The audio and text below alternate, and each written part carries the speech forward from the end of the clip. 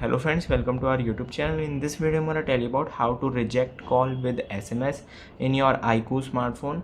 Before watching this video, if you have not subscribed to our YouTube channel, then subscribe to it and like our video. So let's start friends. First you have to open your phone call app, click on three dots, click on call settings. Here it is reject incoming calls with the SMS. You can see here it is the four messages. In a meeting, I will call you back later. I am driving right now, I call you back later. I am busy right now, please call me later. Sorry, it is not convenient for me to answer your call right now.